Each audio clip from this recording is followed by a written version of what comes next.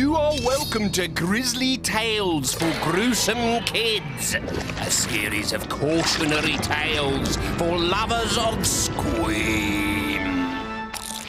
Ignore Spindleshanks, he's just showing off. There are spiders in this tale, you see. It's called... You can stop now, Spindleshanks! You can stop now. It's called a tangled web.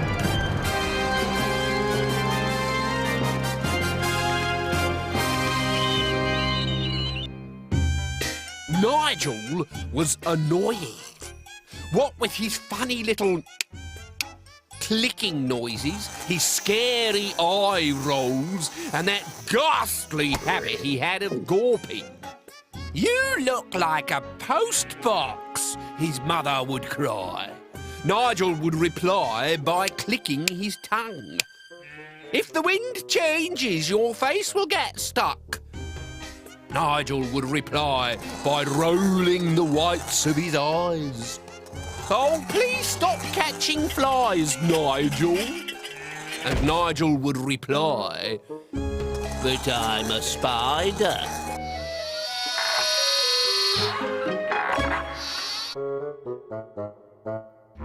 Nigel had an unnatural passion for spiders. I don't mean that he collected them, as some children collect stamps or marbles, because he didn't.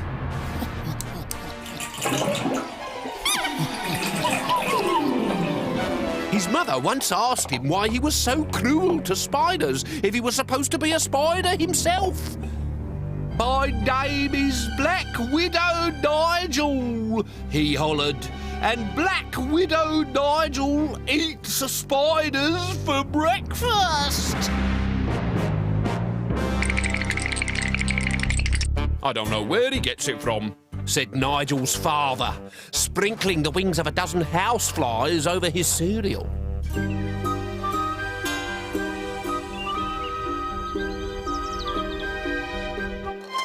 Nigel was waiting to catch a fly when Ariadne slipped into his bedroom. She was looking for somewhere safe to spin a web and have her babies. Although she didn't know it, Ariadne could not have chosen a more dangerous spot. Nigel's nose twitched. His eyes rolled down. He swallowed and licked his lips. Fly catching forgotten, the spider hunt was on. After spinning her web, Ariadne took a rest. Her stomach was swollen with hundreds of baby spiders, and it would not be long now before she gave birth. She fell into a deep sleep and dreamt of baby crows with 8 legs and a washing line hung with 1,000 wet nappies. Ariadne woke with a start, but before she could run, the hunter sprang his trap. "Let me out, please, let me out," she squealed, but Nigel didn't understand spider speak. Not that he would have listened even if he had. He sniggered as Ariadne dropped painfully onto her back. "I expect you're cold," he said, clicking his tongue. "I expect you want warming up."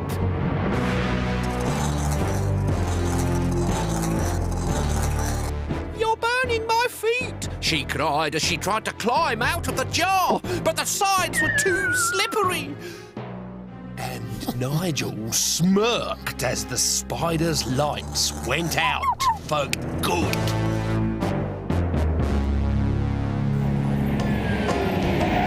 The next morning, Nigel dropped the lifeless spider into the back of a dust cart, which carried her off to her final resting place, the Corporation Gump, wedged between a festering fish head and a maggot-infested peach. Ugh. Nigel, please close your mouth, said his mother at dinner that night, and stop rolling your eyes. How many times do we have to tell you if the wind changes... My face will stick, I know, I can't help it. Well, try, or I'll send you to bed. As darkness fell on the rubbish tip, a fish head stirred, a maggoty peach rolled to one side, and a dead spider turned over in her grave. Suddenly, thousands of pale white spiders burst out of Ariadne's cold belly. But they were not flesh and blood like you and me, for they too had died. They were a ghostly army, 40,000 legs strong, waiting for the wind to carry them off to Nigel's house. Nigel was not eating his pudding. Go to bed, shrieked his mother suddenly. What? I warned you! Any more faces and off to bed? You'll only have yourself to blame if the wind changes, came the distant voice of Nigel's father. Oh, shut up, thought Nigel as he climbed the stairs to bed, all by himself. Outside, the wind did change direction. As usual, Nigel was sleeping with his mouth wide open. He was snoring so loudly that he didn't hear the wind whip round and rattle his open window. The ghostly spiders floated on the breeze and were wafted into his bedroom, where the windy fingers dropped them one by one into that gaping, snoring hole in the middle of Nigel's face. The spiders spent a busy night in Nigel's chest. Although uninvited, they quickly made themselves at home by spinning their delicate webs around his ribs. When Nigel woke up, his chest was tight, as if he had a bad cold, and it hurt him when he breathed. Where had that spider come from? And why was something tickling his throat? Surely not! He let out a feeble scream. The spiders were coming out of his mouth.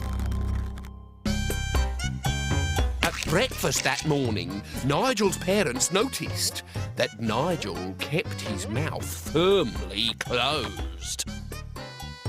Learned your lesson, said his mother smugly. Oh, never open my mouth again. And he never did. From that day onwards, Nigel kept his mouth tightly shut for fear that another spider might pop out. He stopped rolling his eyes and clicking his tongue as well. He took up knitting instead. He had no idea why he did it. He just knew that he had to. It was instinctive. Just like a spider spinning its web.